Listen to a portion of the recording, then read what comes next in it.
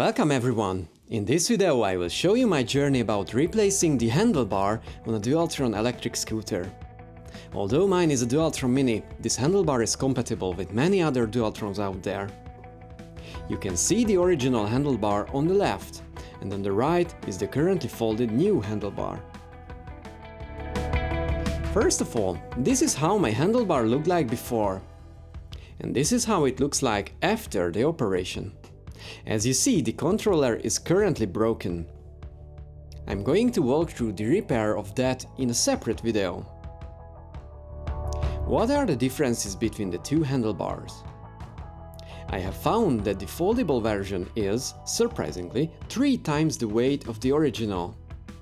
And as we will see, installing gear on the foldable handlebar is a bit more complicated, as there is not that much usable space available there. When comparing sturdiness, I can't feel any real difference. The foldable one is very sturdy when closed correctly. I didn't really find any good material on how this folding handlebar works while researching before I bought it. So for all of you out there who are new to this stuff, this is how it works. You pull up the 2 arms, then loosen the 2 sliding locks. Then you need to rotate the sliding lock until it pops over the foldable arm's end.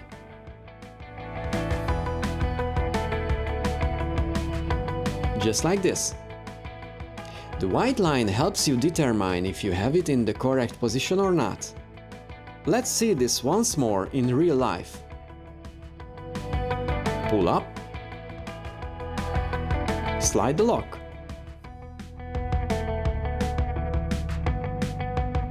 Tighten.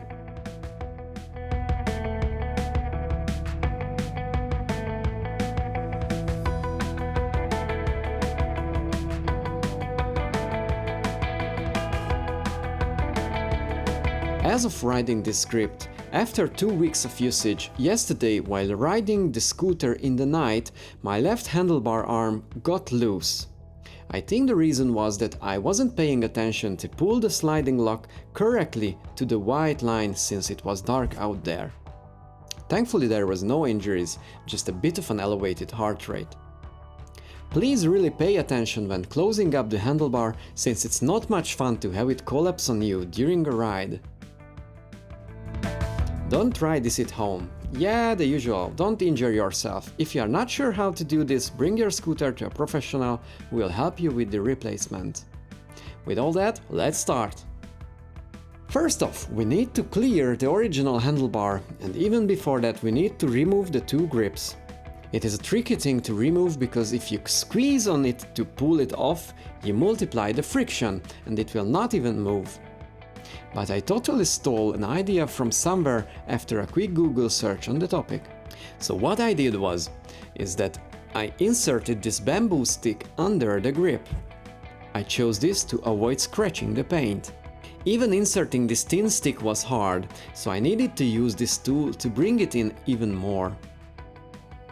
That is some scratch protecting tape right there.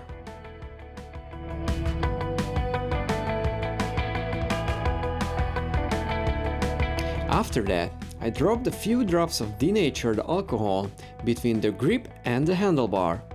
The idea is that it will reduce the friction to a very low level, and afterward it will evaporate away. You could use soapy water too, but then you need to clean that off. The stuff is flammable, by the way, so be careful while handling it. And now, here's the money shot. It comes off quite easily. After this adventure, I simply remove everything from the handlebar.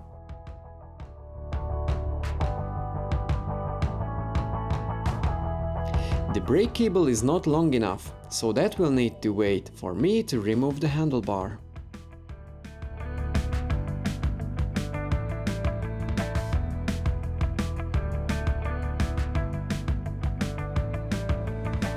And finally, I'm removing the handlebar also.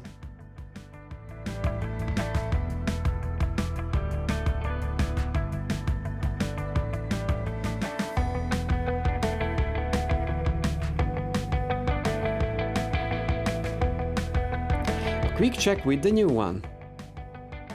Let's screw in one screw to keep it in place. And now, here's a super helpful tip for you. Use Threadlock on your screws. I'm going to talk about that in a different video, but just remember to use it for now. This will prevent the screws from loosening up after a while. So I added Threadlock to every screw and tightened them all up.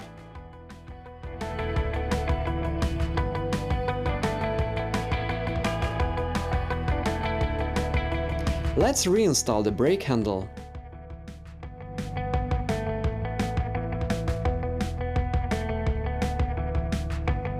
Here comes my broken controller.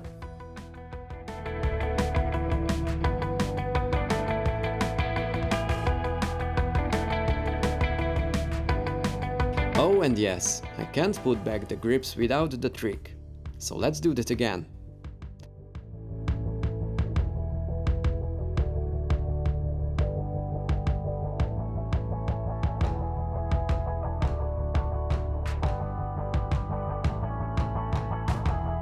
A little fiddling and all the most important stuff is back in its place. With the phone holder I had some issues. First I thought that maybe I could squeeze it between the two locks. Technically yes, so I did that. Yeah, the lock is blocked by it slightly, but that is not the biggest problem. The problem is that the spring cannot be squeezed enough for the folding part to be released. Since it cannot go to the right, as it would block the controller's view, the only place remains on the left. Since I'm right-handed, I would prefer the right side, but for now I'm just trying to keep it close to the center at least. Sadly, that's not ideal either, as it would interfere with the handlebar when closed down. Oh, then let's move it farther to the left. The conclusion is that you might need some extension rods if you have too much gear on your handlebar. Now, I'm fighting with the turn signal's remote control. I'm still looking for a better solution, but for now it will do the job. I just fixed it under the phone holder. This is the end product. I'm using it for weeks now and I'm pleased with it. It is sturdy and feels great. It also made the scooter much more practical as it can occupy much less space, it fits into a car's trunk way easier, and so on.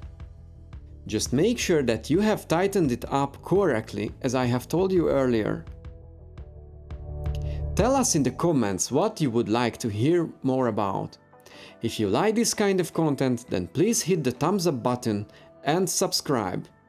Thank you for watching!